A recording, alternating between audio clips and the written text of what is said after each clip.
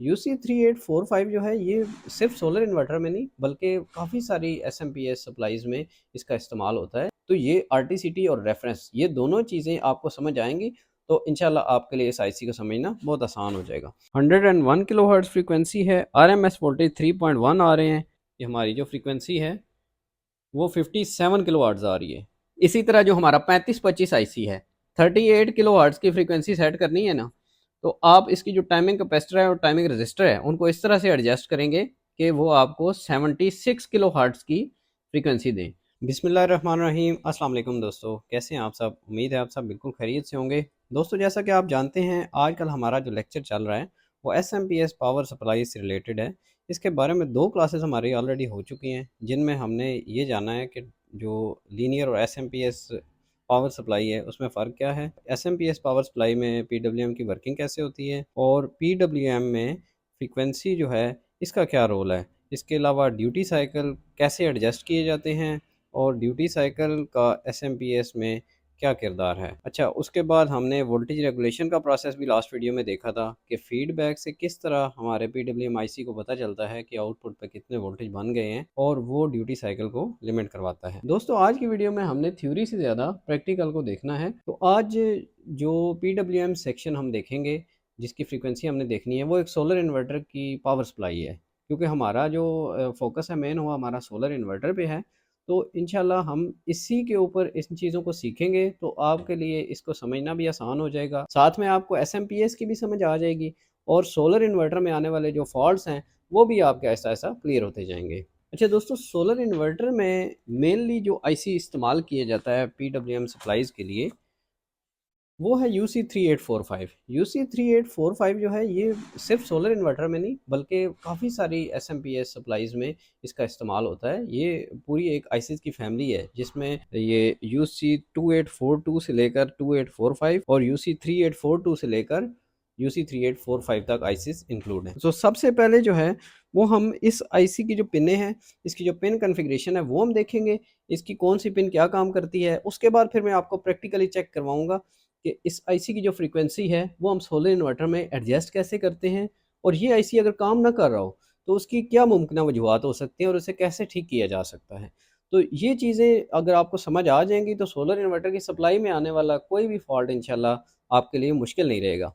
तो दोस्तों सबसे पहले इसका हम स्ट्रक्चर देखते हैं। इस आईसी में जो 1 नंबर पिन है ये कंपनसेशन पिन है। सोलर इन्वर्टर में और यूपीएस में ज़्यादातर आपने देखा होगा कि जो वोल्टेज फीडबैक है वो कंपनसेशन पिन पे दिया जाता है और यहाँ से इस आईसी के जो ड्यूटी साइकिल हैं वो लिमिट होते हैं। इंशाल्लाह इस पे जो है ना मैं एक सेपरेट वीडियो बनाऊंगा और उसको हम डिटेल से देखेंगे कि इसको फीडबैक वाली पिन की बजाय कंपनसेशन से क्यों दिया जाता है और फीडबैक को ग्राउंड क्यों करवाया जाता है। इससे हमारी जो एसएमपीएस है उसकी परफॉर्मेंस पे क्या असर पड़ता है। तो बहरहाल फ़िलहाल हम देखेंगे कि ये आईसी ऑन कैसे होता है, काम कैसे करता है। तो जैसे-जैसे हम आगे चलेंगे तो इंशाल्लाह ये सारे कॉन्सेप्ट्स हमारे क्लियर होते जाएँगे। तो 1 नंबर पिन जो है ये कंपनसेशन पिन है, 2 नंबर पिन इसकी वोल्टेज फीडबैक की पिन है। इसके अलावा अगर हम 3 नंबर पिन की बात करें तो ये करंट सेंस की पिन है। तो जो 3 नंबर पिन है इससे एक हाई वैल्यू का रजिस्टर जैसे कि 1 के रजिस्टर के थ्रू एफईटी की सोर्स पे लगे हुए शंट रेजिस्टेंस से करंट सेंस किया जाता है कि हमारे चॉपर या हमारी एफईटी से इस वक्त कितना करंट जो है वो गुजर रहा है, ताकि अगर ओवर करंट हो तो फ़ौरन से पहले ये आईसी शट डाउन हो जाए। उसके बाद 4 नंबर पिन जो है आरटीसीटी मोस्ट इम्पॉर्टेंट पिन, इसी पे इंशाल्लाह आज जो हमारा लेक्चर होगा वो ज़्यादातर उसमें इस पिन को डिस्कस किया जाएगा। अच्छा, 4 नंबर के बाद हम 5 नंबर पिन की बात करें तो वो ग्राउंड पिन है। ये 5 नंबर पिन है ग्राउंड की। इसके अलावा 6 नंबर पिन जो है ये आउटपुट की है और 7 नंबर पिन जो है ये वीसीसी की है और 8 नंबर पिन जो है ये वी रेफरेंस की। दोस्तों जब हमारे UC3843 या 3845 आईसी को वीसीसी दिए जाते हैं तो वो वीसीसी अगर उसकी मुकर्रर रेंज के अंदर हो, यानी आईसी अंडर वोल्टेज लॉकआउट में ना जाए, तो वो एक रेफरेंस निकालता है जो कि 5 वोल्ट का रेफरेंस होता है। ये 5 वोल्ट का जो रेफरेंस है ये आईसी की इंटरनल जो इसकी वायरिंग है, इंटरनल जो इसके कंपोनेंट्स हैं इनके लिए भी इस्तेमाल होता है और बैरूनी तौर पर यही रेफरेंस आरटीसीटी पिन के साथ एक रेजिस्टेंस के थ्रू जुड़ता है और हमारी जो फ्रीक्वेंसी सेट होती है वो भी इसी के थ्रू सेट होती है। तो ये आरटीसीटी और रेफरेंस ये दोनों चीज़ें आपको समझ आएंगी तो इंशाल्लाह आपके लिए इस आईसी को समझना बहुत आसान हो जाएगा। तो दोस्तों मेरे पास आज जो सोलर इन्वर्टर है ये 24 वोल्ट 4.2 किलोवाट का सोलर इन्वर्टर है। और इसकी जो पावर सप्लाई है इसको हम ऑन करके चेक करेंगे। बेसिकली ये इसका जो फॉल्ट है ना वो 35-25 वाले सेक्शन में है। इस पे भी मैं अगली वीडियो जो होगी ना मेरी वो इसी से रिलेटेड होगी, जिसमें हम 35-25 को भी डिस्कस करेंगे और इसका जो बैटरी वाली साइड है इसकी इसको हम रिपेयर करेंगे और इसकी जो फ्रीक्वेंसी है वो सेट करेंगे। तो अभी फ़िलहाल जो है वो, क्योंकि जब तक आपको यहाँ से बेसिक की समझ नहीं आएगी तो उस तरफ जाने का मकसद नहीं है। तो हम यूसी 3845 की फ्रीक्वेंसी देखेंगे और इस फ्रीक्वेंसी को सेट करना सीखेंगे। तो आपने अक्सर देखा होगा कि हमारे पास एक सप्लाई आई है तो उसमें वीसीसी भी आ रहे हैं, उस सप्लाई में जो इनपुट वोल्टेज हैं चॉपर को मिल रहे हैं, एफईटी को मिल रहे हैं, सारी चीज़ें ठीक हैं। उसका आईसी भी कई दफ़ा मैंने देखा है कि बार बार दोस्त चेंज भी करते हैं, लेकिन उसके बावजूद वो जो आईसी है वो वर्क नहीं करता या आउटपुट नहीं बनती उस आईसी की। तो उसकी क्या वजह होती है? बेसिकली जो पीडब्ल्यूएम या पल्स विड्थ मॉड्यूलेशन आईसी है उसने अपनी जो आउटपुट की पिन है उस पे फ्रीक्वेंसी निकालनी होती है। अब वो फ्रीक्वेंसी जो है वो कितनी है ये आपके सर्किट डिज़ाइन पे और आपके चॉपर पे डिपेंड करता है। जब तक वो आईसी उसकी फ्रीक्वेंसी नहीं आएगी तो आपकी सप्लाई वर्क नहीं करेगी। अब वो फ्रीक्वेंसी जो ये आउटपुट करता है वो फ्रीक्वेंसी सेट कैसे होती है? वो इसकी 4 नंबर पिन यानी सीटीआरटी की जो पिन है वहाँ से सेट की जाती है। 4 नंबर पिन से एक कैपेसिटर लगाया जाता है जिसको टाइमिंग कैपेसिटर कहते हैं और एक रेजिस्टेंस को वी रेफरेंस के साथ जोड़ा जाता है जिसे हम टाइमिंग रेजिस्टेंस कहते हैं। तो आज इसमें हम देखेंगे कि फ्रीक्वेंसी अगर ना बन रही हो तो उसे कैसे बनाएं, और अगर फ्रीक्वेंसी जो है वो आउट ऑफ लिमिट है यानी फ्रीक्वेंसी ज़्यादा बन रही है या कम बन रही है तो उसे हम एडजस्ट कैसे करेंगे। ये दो चीज़ें हम देखेंगे तो इंशाल्लाह इसकी जो वर्किंग है वो क्लियर हो जाएगी। तो दोस्तों सबसे पहले मैं इस इन्वर्टर को पावर सप्लाई के साथ कनेक्ट करके इसे ऑन करता हूँ और आपको इसकी रीडिंग्स जो है वो चेक करवाता हूँ।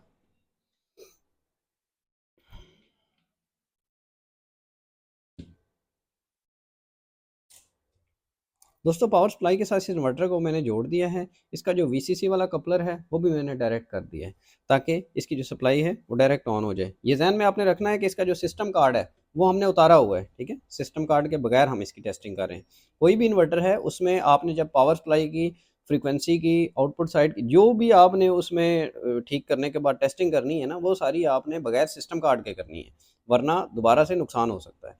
तो कोशिश करें कि अगर आपकी ये एफ वाली साइड या आपके जो चार्जिंग वाले IGBT हैं वो अगर ख़राब हुए थे तो फिर वो IGBT और एफ लगाए बगैर आप पहले एक दफ़ा फ्रीक्वेंसी चेक करें, उसके बाद एक एक एफ लगाएं और IGBT लगा के फिर बस वोल्टेज वगैरह वेरीफाई करें। जब आपको मुकम्मल तसल्ली हो जाए उसके बाद आप पार्ट्स लगाएं, क्योंकि ऐसे अगर आप बगैर चेक किए पार्ट्स लगाएंगे तो फिर इन्वर्टर का यही हाल होना है जो अभी इस इन्वर्टर का हो क्या है। तो अब दोस्तों मैंने इसको ऑन कर दिया है, मैं आपको इसकी फ्रीक्वेंसी चेक करवाता हूँ और फिर इसकी फ्रीक्वेंसी को हम चेंज करके देखते हैं। बल्कि पहले हम इसके आउटपुट वोल्टेज देख लेते हैं ताकि हमें ये पता चल जाए कि हमारी जो सप्लाई है ये वर्क कर रही है या नहीं।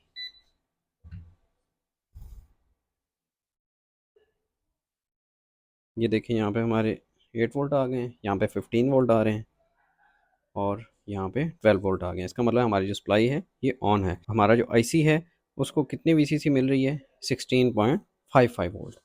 अच्छा, अब इसकी हम फ्रीक्वेंसी और वेव फॉर्म चेक करेंगे और फिर उसको एडजस्ट करेंगे।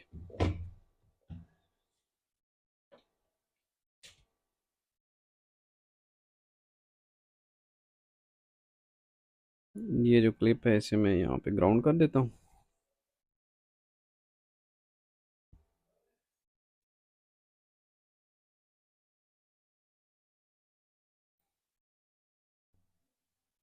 अच्छा ये देखें जी, यहाँ पे अभी जो है ना 101 किलोहर्ट्ज़ 101 किलोहर्ट्ज़ की फ्रीक्वेंसी आ रही है यहाँ पे और पीक टू पीक वोल्टेज जो है वो 14.2 वोल्टेज हैं या 14.3 वोल्टेज हैं। ये देखा आपने। इसी फ्रीक्वेंसी को हम डीएसओ पे भी चेक करते हैं, उससे आपको मज़ीद समझने में आसानी होगी। दोस्तों डीएसओ को मैंने ऑन कर दिया है और ये जो क्लिप है इसे मैं ग्राउंड कर देता हूँ यहाँ पे और अभी हम फ्रीक्वेंसी इसकी चेक करते हैं।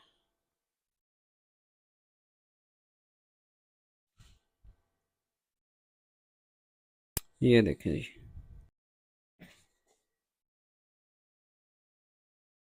101 किलो हर्ट्ज फ्रीक्वेंसी है, आरएमएस वोल्टेज 3.1 आ रहे हैं, और ड्यूटी साइकिल जो है वो 6.3 6.7 और 7% तक भी जा रहे हैं। ठीक है जी, ये इसकी फ्रीक्वेंसी है इस वक्त। अब हम इसी फ्रीक्वेंसी को एडजस्ट करेंगे और फिर देखेंगे कि ये कैसे इसको हम चेंज कर सकते हैं।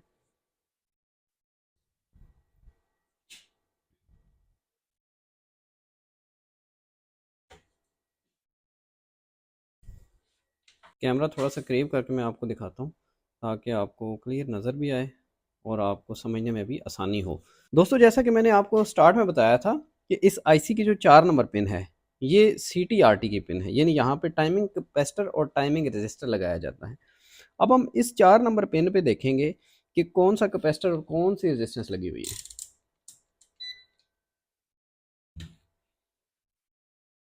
ये देखें, ये इसकी 4 नंबर पिन है और ये रेजिस्टेंस सॉरी, ये कैपेसिटर लगा हुआ है इस पे, और इसके साथ ये रेजिस्टेंस लगी हुई है। अब ये रेजिस्टेंस जो है ना, ये 8 नंबर पिन पे होगी दूसरी साइड से।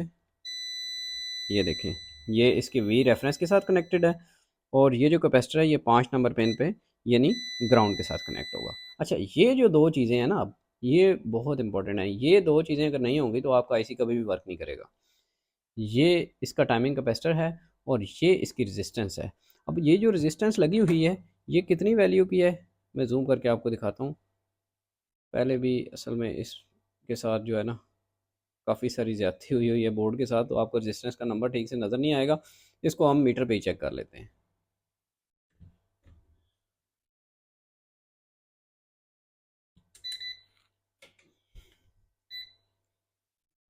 ये देखें जी,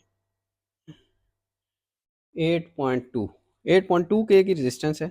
नॉर्मली ज़्यादातर डिज़ाइन जो हैं उसमें यही रेजिस्टेंस इस्तेमाल होती है, और इसके साथ ये कैपेसिटर लगा हुआ है। अच्छा, पहले हम जो है ना इस रेजिस्टेंस को रिमूव करते हैं। ये इसको मैंने रिमूव कर लिया, तो साइड पे लगा देता हूँ।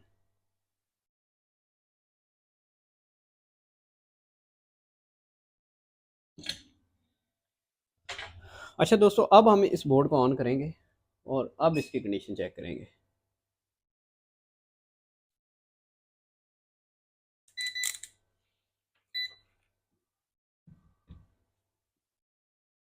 देखें, आईसी जो है इसकी वीसीसी जो है 7.98 वोल्ट पे आ चुकी है, और इसकी जो आउटपुट है ये बंद हो चुकी है। ठीक है जी, क्योंकि हमने रेजिस्टेंस जो है यहाँ से हटा दी है।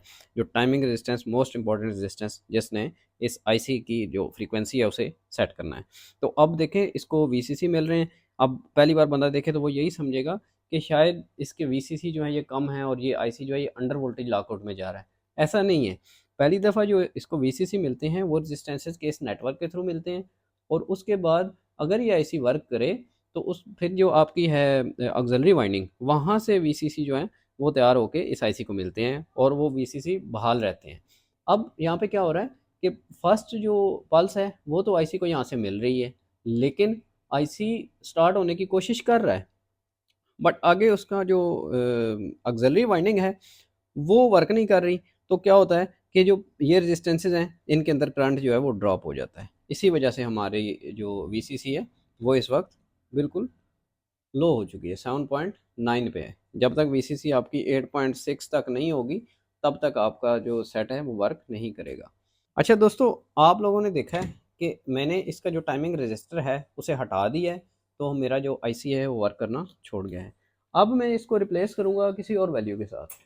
इसकी वैल्यू थोड़ी सी हम बढ़ाएंगे। पहले 8.2 के लगा हुआ था, तो अभी यहाँ पे हम करते हैं जी 12 के।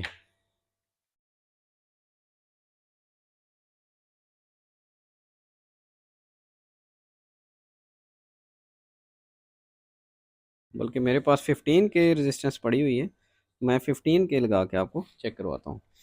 मकसद इसका कंसेप्ट क्लियर करना है ताकि आपको अंदाज़ा हो जाए कि इसकी जो फ्रीक्वेंसी है वो कैसे एडजस्ट होती है। असल में बोर्ड के बिल्कुल ऊपर जो है वो कैमरा लगा हुआ है, तो काम करना भी मेरे लिए थोड़ा सा जो है मुश्किल हो रहा है। इसी वजह से रेजिस्टेंस जो है ये प्रॉपर माउंट नहीं हुई, लेकिन चलें, ये इस कंडीशन में सेट हमारा ऑन हो जाएगा। अच्छा जी, मैं अब इसको सप्लाई दे रहा हूँ।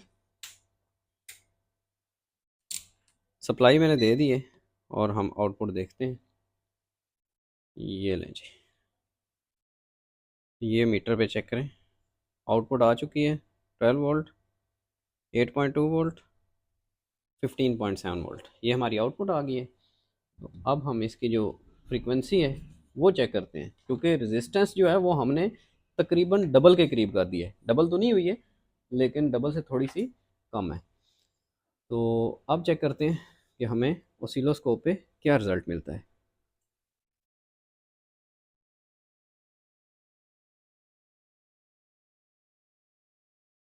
ये ग्राउंड कर दिया मैंने इसे, और अब हम इसको ऑटो करते हैं। देखें जी, फ्रीक्वेंसी कहाँ गई है हमारी। सारा कुछ वैसे ही है, आउटपुट बिल्कुल उतनी ही बन रही है, लेकिन क्या हुआ है कि हमारी जो फ्रीक्वेंसी है वो 57 किलो वाट्स आ रही है। आरएमएस वोल्टेज जो है वो 2.8 है, जो कि पहले 3.1 आ रहे थे। और फ्रीक्वेंसी जो पहले 101 किलो वाट्स थी वो 57 किलो वाट्स पे चली गई है। और ड्यूटी साइकिल इस वक्त जो है 4.5% है। ठीक है जी, देखा आपने कि मैंने इसकी जो रेजिस्टेंस है, जो टाइमिंग रजिस्टर इसका है, उसे मैंने डबल किया है, और इसकी जो फ्रीक्वेंसी है वो हाफ हो गई है। उम्मीद है आपको अब प्रैक्टिकली इस चीज़ की समझ आई होगी कि एसएमपीएस में फ्रीक्वेंसी को एडजस्ट कैसे किया जाता है। नॉर्मली आपको एडजस्ट करने की ज़रूरत नहीं पड़ती, क्योंकि जो आपका चॉपर उसमें लगा होता है, डेफिनेटली आपने वही चॉपर, अगर ख़राब है तो वही चॉपर आपने रिप्लेस कर देना है, तो आपको फ्रीक्वेंसी चेंज करने की ज़रूरत तो नहीं पड़ेगी। लेकिन ये बात जो है, ये प्रैक्टिकल करने का मकसद क्या है, क्योंकि बाज़ औक़ात इस तरह होता है, अब जिस तरह ये पावर सप्लाई है, आपको पता है यहाँ पे 95 से लेकर 115 किलो हर्ट्ज़ तक की फ्रीक्वेंसी बनती है। तो आपके पास अगर फ्रीक्वेंसी कम बन रही है, तो आपको पता होना चाहिए कि ये फ्रीक्वेंसी क्यों कम बन रही है। या इसका जो रजिस्टर है वो ओवर हो गया है, यानी वैसे 8.2 की रेजिस्टेंस है, अब अगर वो हीट होने के बाद या किसी वजह से भी उसकी रेजिस्टेंस की वैल्यू बढ़ जाती है, 10 के या 11 के हो जाती है, तो आपकी फ्रीक्वेंसी कम हो जाएगी। अब हम टाइमिंग रजिस्टर जो है, सॉरी, अब हम जो टाइमिंग कैपेसिटर है वो चेंज करके देखेंगे कि उससे क्या फ़र्क पड़ता है। अब मैं सबसे पहले इस सप्लाई के अंदर जो जेन्युइन रेजिस्टेंस है वो लगाऊंगा। जो 15 के की रेजिस्टेंस हमने लगाई थी वो मैं उतार दूंगा।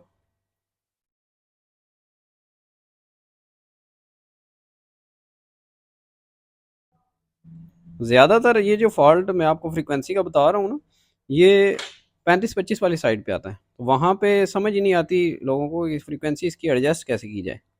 तो देख रहे होते हैं कि इसकी फ्रीक्वेंसी ख़राब है, लेकिन उनको एडजस्ट करने का तरीका कार नहीं पता होता। ये इंतहाई आसान फार्मूला है कि जितनी आपने रेजिस्टेंस बढ़ानी है, आपकी फ्रीक्वेंसी उसी हिसाब से, उसी रेशियो से कम होती जाएगी। वैसे इसके लिए जो है, ये प्रॉपर फार्मूला होता है हर आईसी का। उस फार्मूले के तहत जब आप टाइमिंग रजिस्टर और टाइमिंग कैपेसिटर को कैलकुलेट करते हैं, तो आपको ऑटोमेटिकली पता चल जाता है कि इसकी फ्रीक्वेंसी हम कैसे बढ़ा या कम कर सकते हैं। लेकिन अब हमारे पास क्योंकि रिपेयरिंग का काम आएगा, तो उसमें कोई बंदा भी फार्मूला लगाने के लिए नहीं बैठता। उसे आसान तरीकाकार चाहिए होता है कि किस तरह से मैं बिल्कुल जो है ना वो आसानी से इसकी फ्रीक्वेंसी को एडजस्ट कर सकता हूँ। तो अब पहली चीज़ हमने ये सीखी है, जैसे हम इसकी रेजिस्टेंस की वैल्यू बढ़ाएंगे, हमारे सर्किट में जो फ्रीक्वेंसी है वो कम होगी। अब उसके बाद जो टाइमिंग कैपेसिटर है, इसे हम उतारेंगे। ये टाइमिंग कैपेसिटर मैंने उतार लिया है।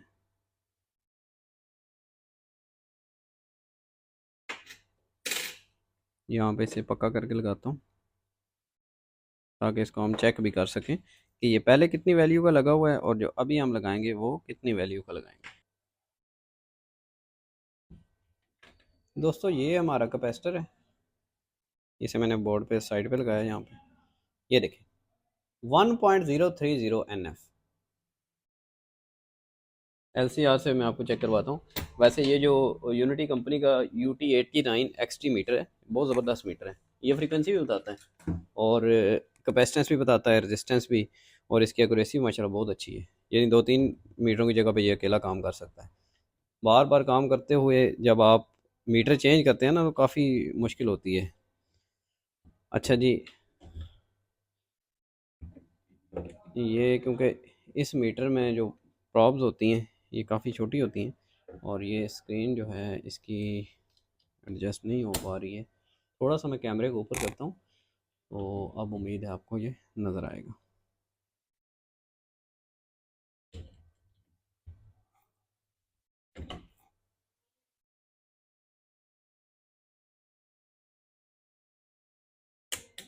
इसको हम करते हैं जी 20 NF की रेंज में।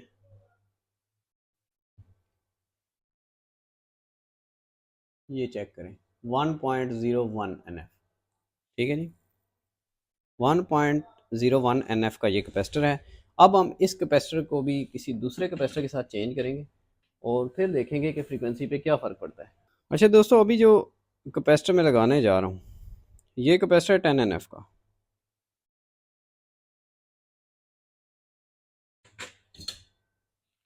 अब इसकी कैपेसिटेंस मैं आपको वेरीफाई करवाता हूँ।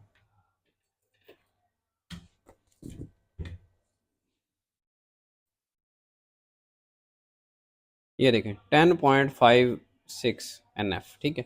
अब हमने इसकी जो कैपेसिटेंस है उसे हमने 10 गुना बढ़ा दिया और इसकी जो रेजिस्टेंस थी वो हमने जेन्युइन रहने दी है। जब हमने रेजिस्टेंस बढ़ाई थी तो हमारी जो फ्रीक्वेंसी है वो उसी रेशियो से कम हो गई थी। तो अब हम कैपेसिटर के हिसाब से इसकी रेशियो देखेंगे। ये आप कोशिश करें इन चीज़ों को जो है ना अपने पास नोट डाउन कर लें, तो फिर आपको समझने में भी आसानी होगी और बाद में आपको ये चीज़ें याद भी रहेंगी, भूलेंगी नहीं। तो जब आप 2-4 दफ़ा ये चीज़ खुद प्रैक्टिकली करेंगे तो फिर आपको ये आसानी से याद हो जाएंगी। अच्छा दोस्तों, मैंने 10 NF का कैपेसिटर लगा दिया है। अब मैं इस सेट को दोबारा से ऑन कर रहा हूँ। ये चेक करें। अच्छा, अब इसके अंदर जो है ना हल्का सा नॉइज़ भी आ गया, ऑडियोएबल नॉइज़ इसमें आ गया है, क्योंकि इसकी फ्रीक्वेंसी जो है वो चेंज हो चुकी है। सबसे पहले इसकी हम आउटपुट देखते हैं। इस कंडीशन में हम इसको ज़्यादा चलाएंगे नहीं। अच्छा ये देखें जी, आउटपुट के वोल्ट जो है ना वो उतने ही हैं। ये देखें थोड़ा सा डिफरेंस आया है वोल्ट में। नॉर्मली वोल्ट में इतना डिफरेंस नहीं आता।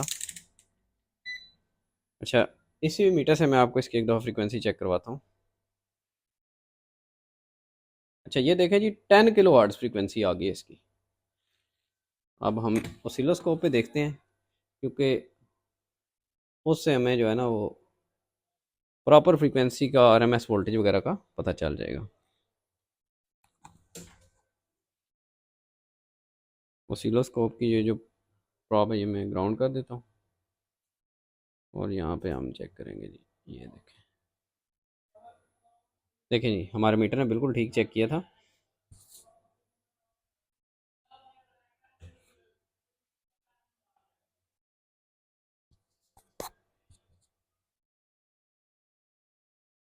चेक करें दोस्तों, 2.16 वोल्ट RMS के और 10.27 किलो हर्ट्ज फ्रीक्वेंसी है। ड्यूटी साइकिल 2.17% पे लिमिट हो चुके हैं। तो हमने क्या किया जी, 10 गुना हमने कैपेसिटर को बढ़ा दिया है, फ्रीक्वेंसी 10 गुना कम हो गई है।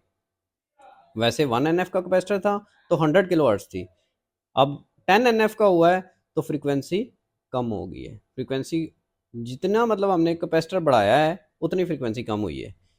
जिस तरह हमने रेजिस्टेंस को बढ़ाया था, जितनी रेजिस्टेंस हमने ज़्यादा कर दी थी उतनी फ्रीक्वेंसी उसी रेशियो से कम हुई थी। अब जितनी कैपेसिटेंस हमने ज़्यादा की है उसी रेशियो से जो हमारी फ्रीक्वेंसी है वो कम हो चुकी है। यानी ये जो टाइमिंग रेजिस्टेंस और टाइमिंग कैपेसिटर्स हैं, इन्हें आप जिस रेशियो से ज़्यादा करेंगे उसी रेशियो से आपकी जो फ्रीक्वेंसी है, जो आउटपुट फ्रीक्वेंसी है, वो एडजस्ट होगी। अच्छा, अब इसमें मैं दोबारा से जो जेन्युइन इसका कैपेसिटर लगा हुआ था वही लगाऊंगा।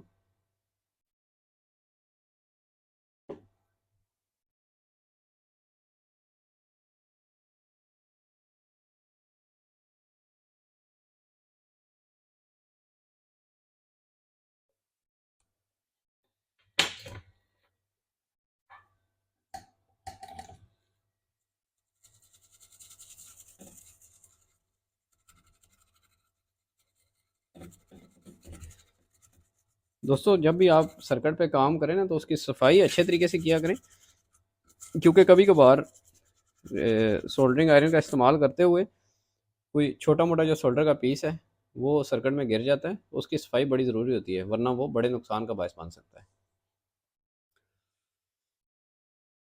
दोस्तों, सर्किट की मैंने अच्छी तरह सफाई कर दी है। अब दोबारा से मैं इसको ऑन करता हूँ। 1 NF के कैपेसिटर 8.2 किलो ओम के रजिस्टर के साथ दोबारा हम इसकी जो फ्रीक्वेंसी है वो वेरीफाई करते हैं। ये देखें जी, ये ग्राउंड और ये देखिए 101 किलो हर्ट्स। अब मेरा ख्याल है इसको DSO पे वेरीफाई करने की ज़रूरत तो नहीं है, क्योंकि मीटर की एक्यूरेसी आपने देख ली है। ये जब अभी हमने कैपेसिटर चेंज करके देखा था तो उस वक्त इसने फ्रीक्वेंसी बिल्कुल एक्यूरेट बताई थी। तो इसकी जो आउटपुट है वो मैं आपको चेक करवा देता हूँ। अभी यहाँ पे आउटपुट हमें मिल रही है 12 वोल्ट की, यहाँ पे आउटपुट आ गई 8.2 की और यहाँ पे 15.7 वोल्ट। अच्छा दोस्तों, अब आपको इन चीज़ों की उम्मीद है अच्छी तरह से समझ आ गई होगी कि किसी भी एसएमपीएस सप्लाई में जो फ्रीक्वेंसी है उसे हम कैसे एडजस्ट कर सकते हैं। अच्छा जी, रिवीजन के लिए हम एक दफ़ा इन चीज़ों को नोट डाउन कर लेते हैं। आप भी अपने पास नोट करेंगे तो आपको समझने में काफ़ी आसानी हो जाएगी। हमारे पास जो टाइमिंग रजिस्टर था RT, वो हमारे पास था 8.2 के, और जो हमारे पास टाइमिंग कैपेसिटर था वो हमारे पास था 1 NF का। इस पे जो हमारी फ्रीक्वेंसी है वो थी 101 किलो हर्ट्ज़। ठीक है जी। अब उसके बाद हमने क्या किया है, जो RT है इसे हमने कर दिया है 15 के, और जो CT है इसे हमने 1 NF रहने दिया है, यानी टाइमिंग कैपेसिटर उतना ही रहा है और रेजिस्टेंस जो है वो बढ़ा दी हमने। तो फ्रीक्वेंसी हमें कितनी मिली थी, 57 किलो हर्ट्ज़। थोड़ा बहुत इसमें फ़र्क हो सकता है 1-2 किलो हर्ट्ज़ का। अच्छा, उसके बाद हमने क्या किया जी कि ये जो रजिस्टर है ये हमने जेन्युइन रहने दिया 8.2 के का, और ये जो कैपेसिटर है इसे हमने बढ़ा दिया है। तो पहले हमने रेजिस्टेंस बढ़ाई थी, उसके बाद हमने कैपेसिटेंस बढ़ाई है। अब क्या हुआ है, यहाँ पे 10 गुना हमने कैपेसिटर को बढ़ाया है, तो 10 गुना इसकी जो फ्रीक्वेंसी है ये हमें कम मिली है।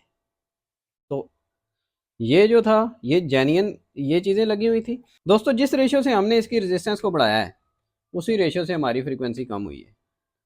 उसके बाद जिस रेशियो से हमने इसकी कैपेसिटेंस को बढ़ाया है उसी रेशियो से हमारी फ्रीक्वेंसी कम हुई है। तो दोस्तों, इस सारे एक्सपेरिमेंट से जो रिजल्ट निकला है वो ये है कि जितना आप सीटी को बढ़ाते जाएंगे उतनी आपकी फ्रीक्वेंसी कम होती जाएगी। इसी तरह जितना आप टाइमिंग रजिस्टर को बढ़ाते जाएंगे उसी तरह आपकी फ्रीक्वेंसी कम होती जाएगी। ये आपने कोशिश करनी होती है कि इनकी वैल्यूज़ को बहुत ज़्यादा नहीं बढ़ाना होता, दरमियान में तकरीबन एडजस्ट हुई हो। दोस्तों, ये तो मैंने आपको जो तरीकाकार बताया है ये इसकी फ्रीक्वेंसी की एडजस्टमेंट का है। यानी अब आपका ये कंसेप्ट क्लियर हो जाना चाहिए कि अगर आपके किसी भी सर्किट में फ्रीक्वेंसी जो रिक्वायर्ड है वो नहीं बन रही, तो आपको पता होना चाहिए कि अगर फ्रीक्वेंसी ज़्यादा है उसे कम करना है तो क्या करेंगे, या टाइमिंग रजिस्टर को थोड़ा सा बढ़ा देंगे या कैपेसिटर को। ये आपने सर्किट के डिज़ाइन और सर्किट की मौजूदा कंडीशन के मुताबिक करना है। जैसे कि बाज़ औक़ात इस तरह होता है, अभी मेरे साथ रिसेंटली PV 2200 मेरे पास एक सेट आया था, PV 2200 या PV 3200। तो उसमें जो 35-25 की फ्रीक्वेंसी थी वो तकरीबन आ रही थी 39-40 किलोवाट्स, जो कि थोड़ी सी ज़्यादा है।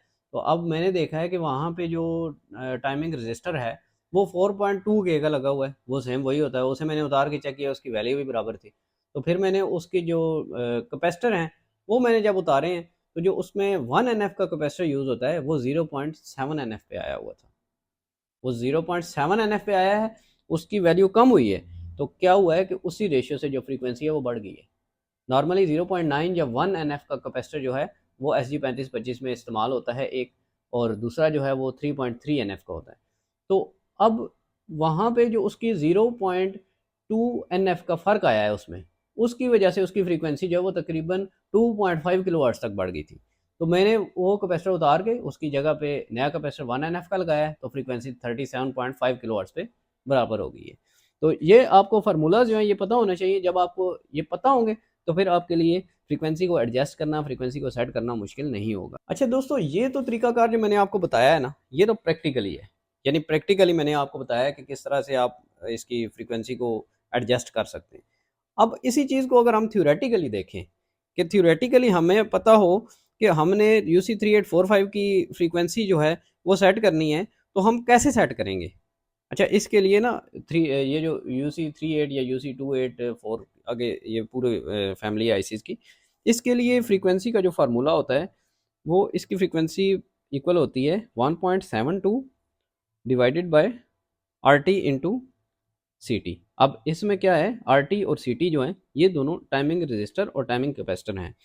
अब जितनी टाइमिंग रजिस्टर और कैपेसिटर की वैल्यूज़ हमें चाहिए ना फ्रीक्वेंसी के लिए, हम फ्रीक्वेंसी यहाँ पे पुट करेंगे और टाइमिंग कैपेसिटर जो है ये हम लिख लेंगे, क्योंकि कैपेसिटर जो है इसकी वैल्यूज़ कम मिलती हैं हमें। रेजिस्टेंस की वाइड रेंज होती है, कैपेसिटेंस की रेंज जो है वो कम होती है, तो हम कैपेसिटर को पहले सेलेक्ट कर लेंगे। फॉर एग्जांपल हम 1 NF का कैपेसिटर सेलेक्ट कर लेते हैं, या 2.2 या 10 NF का कैपेसिटर सेलेक्ट कर लेते हैं। उसके हिसाब से इस फार्मूले में हम वैल्यूज़ पुट करेंगे तो हमें जो टाइमिंग रजिस्टर है उसकी वैल्यू मिल जाएगी।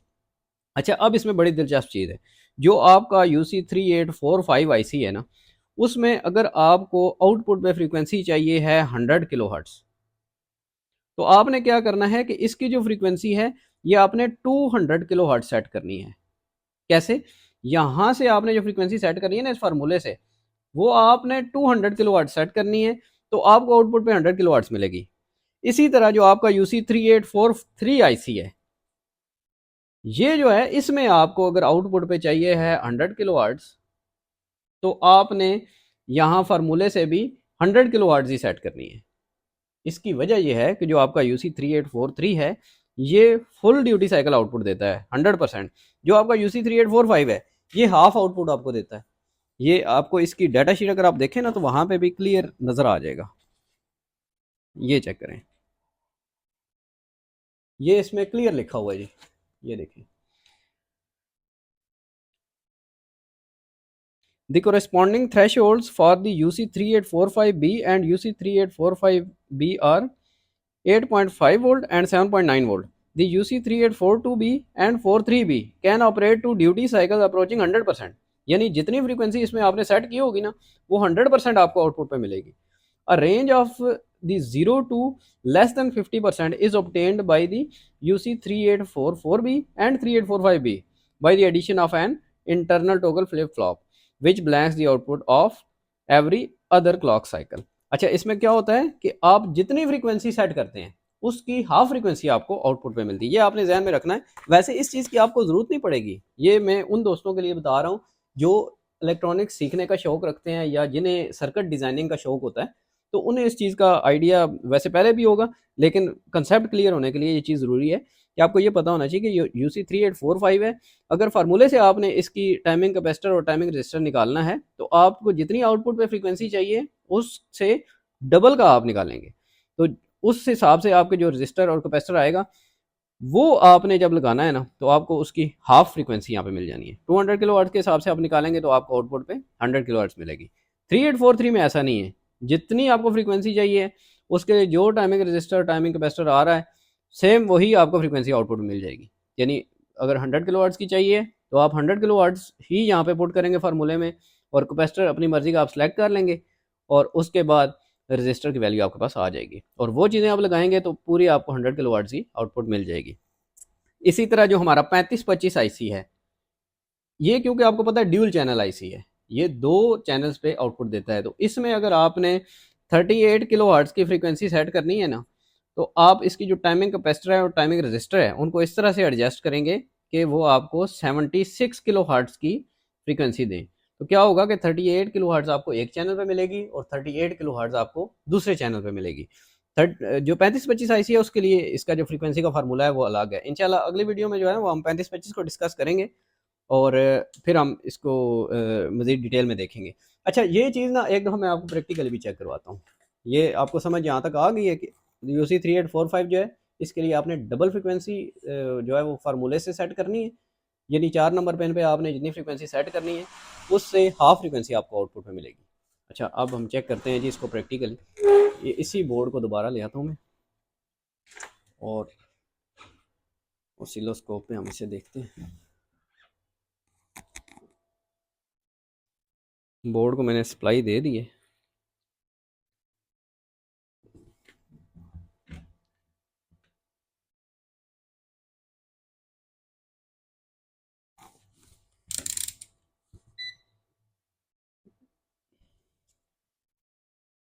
ये देखें दोस्तों, यहाँ पे 101 किलोहर्ट्ज़ है और 4 नंबर पेन पे देखें 187 188 किलोहर्ट्ज़। ठीक है, ये मैं आपको ऑसिलोस्कोप पे दिखाता हूँ, वहाँ पे आपको मज़ीद क्लियर नज़र आएगी। ये डबल फ्रीक्वेंसी है यहाँ पे, और यहाँ पे इसका तकरीबन हाफ जो है वो हमें मिल रहा है। ऑसिलोस्कोप पे इसको हम क्लियर देखते हैं। दोस्तों ये इसकी ग्राउंड पिन को मैंने ग्राउंड कर दिया है, और अभी मैं आपको चेक करवाता हूँ। ये जो आईसी की आउटपुट है ना, ये उसकी फ्रीक्वेंसी है। ये देखें 101 किलोहर्ट्ज़ की फ्रीक्वेंसी आ रही है। अब हम 4 नंबर पिन पे देखेंगे, ये चेक करें 200 किलोहर्ट्ज़, डबल हो गई ना।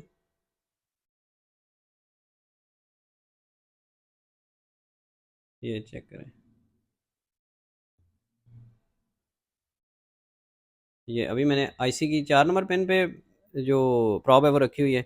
अभी मैं एफईटी पे रखता हूँ, ये देखें एफईटी पे हमें कितनी फ्रीक्वेंसी मिल रही है,